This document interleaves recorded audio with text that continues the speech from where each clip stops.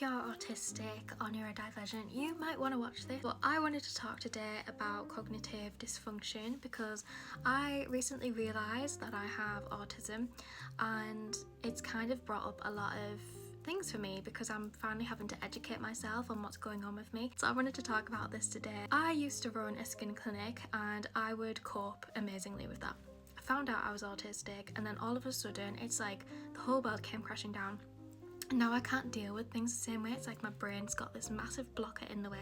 It's just shoved up like a piece of marble and said, Tabby, we're taking these choices away from you. And that was really confusing for me because I was just like, why can't I do the things that I used to do? Why can't I do them? Why is the knowledge of me being autistic changed like the reality of my life? And how do I validate this for myself? Because I feel like I'm going insane. So I was watching some videos and I found out about cognitive dysfunction, and in particular cognitive friction. So this basically is the idea that you have, and this isn't scientific by the way, this is just my easily understandable way of explaining it.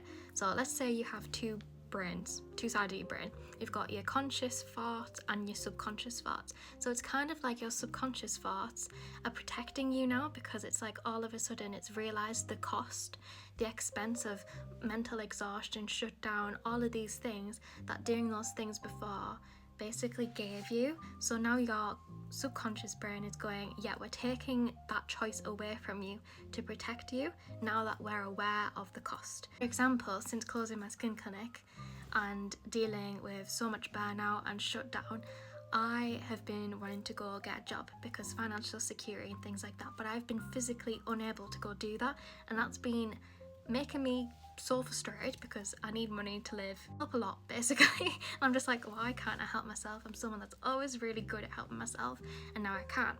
What basically is happening there is my brain is finally noticing the cost of what it is for me to get a traditional job. You know, it's constant masking, it's constant the thought process of scripting every single potential conversation that I would have with all of the people around me.